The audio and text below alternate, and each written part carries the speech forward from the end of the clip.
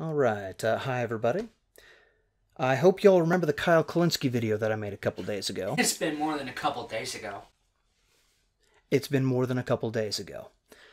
In my defense, real life has kept me pretty busy, though. He's lying. He hasn't done anything except play Dungeons and Dragons and read comic books. Well, late or not, here's the follow-up. I really did intend to make only one Kyle Kulinski video. But to make that one, I had to sit through several of Kyle's videos. And I figured, I have to watch this shit? Now you do. I'm going to give you two examples of rather striking Kulinski anti-logic. The first has to do with the nation's Second Amendment issues. Why do you think that pro-gun activists argue that we need firearms to defend ourselves from the potential of tyrannical government when the government literally has nukes, tanks, fighter jets, etc.? Because it's an easy, lazy, sloppy argument to make. You know, I would have much more respect for those people if they were just like, listen, man, I like guns. It's my hobby. I know it leads to societal ills when so many people have guns, but sorry, it's my individual decision. I would respect that argument, but you're right. A lot of people make that shitty argument of like, I'm going to stop the government from the tyranny when they can fucking obliterate me in 2 seconds. What a fucking asshole, huh? First off, I do have to say that I disagree with him about the ability of an armed population being able to resist the government. I think it's naive to think that the government is completely invincible just because they have better weapons. It doesn't work that way. That's not the part that bothers me, though, because I don't think that's unreasonable, even though I disagree with it.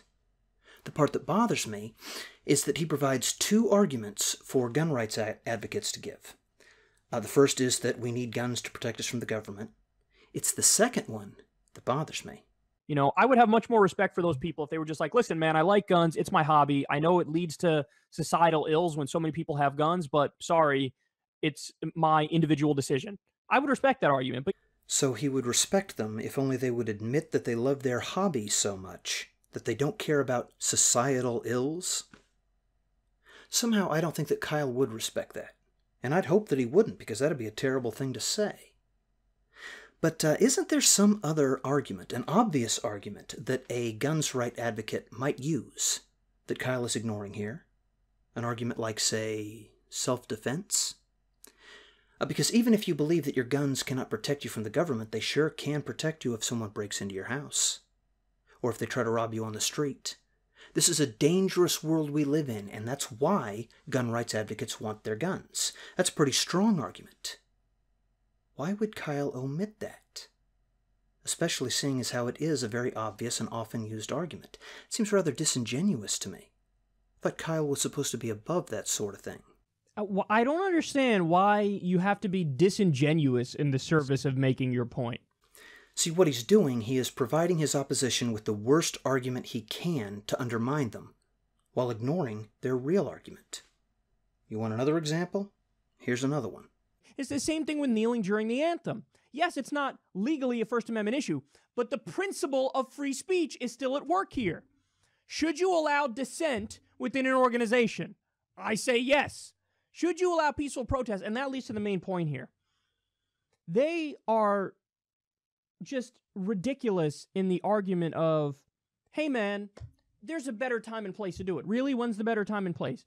Because they always say that, and then they don't offer you a better time and place. Or they'll say something that's a better time and place, and it's just where it would have no impact. And that's what he says. He goes, you know, hey man, you can kneel in your backyard. The only advantage of wearing glasses is you can do that dramatic removal. You ever see that? My God. I can't see a thing.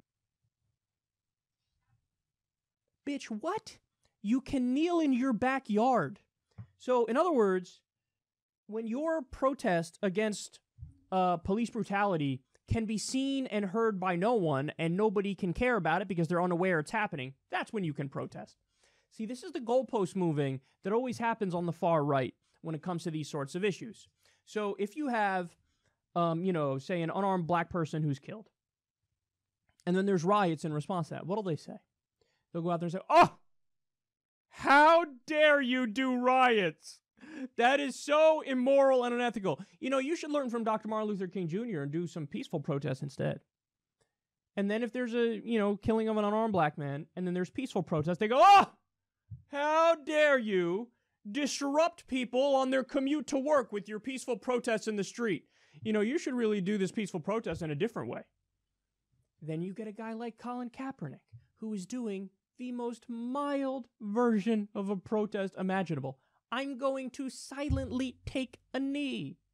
And they go, oh, how dare you? You know, there's other times and places you should do this. So they just keep moving the goalposts. It's almost like they don't want you to ever object to issues where they're on the other side. Now, I've dipped into the Kaepernick controversy more than once myself. It's the issue that just won't die. What did Kyle say there that was so wrong, though? They are just ridiculous in the argument of, hey, man, there's a better time and place to do it. Really? When's the better time and place?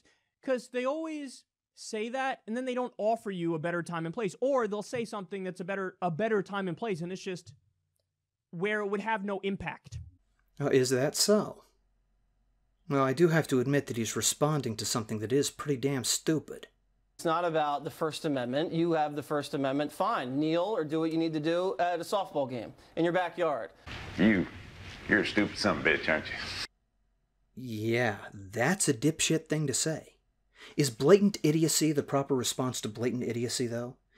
What protest options does Kyle put on the table here? I'm going to silently take a knee. And they go, oh, how dare you? Oh, how dare you disrupt people on their commute to work with your peaceful protests in the street? Oh, how dare you do riots? Well, I guess that's it then. Those are the only methods of protest available for this cause. You can riot or block a highway or kneel at an NFL game and nothing else. Unless, of course, you take into account the protests of Black Lives Matter. They sure do make waves. They get a lot of attention, and it's not some inconsequential backyard demonstration when they do it. And if anyone were to say that Black Lives Matter should not be allowed to assemble and organize and protest and march, then I'd tell them to go square to hell. I don't think I've ever heard anyone say that, though. I've heard people criticize them, yes, but I've never heard anyone say that they should not be allowed to do it, or even that they shouldn't do it. Which doesn't mean that no one has said it, but it does tell me that that is not the mainstream opinion of those who are critical of Kaepernick. And here's my own opinion that I gave back in 2016.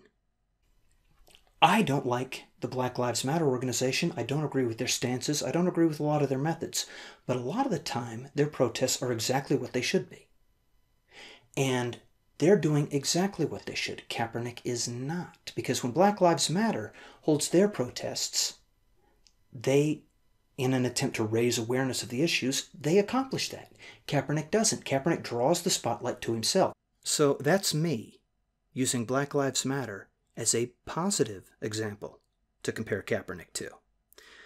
The question is, why didn't Kyle do that? He gives 3 examples, and only 3. Blocking highways, riots, and kneeling at NFL games, as though nothing else exists.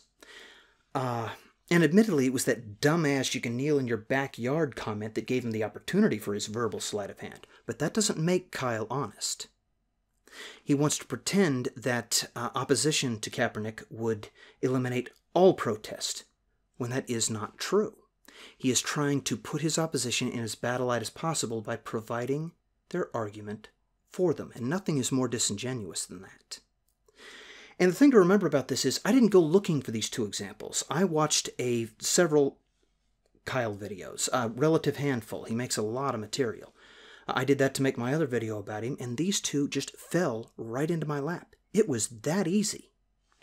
I try my best to always assume good intent among people.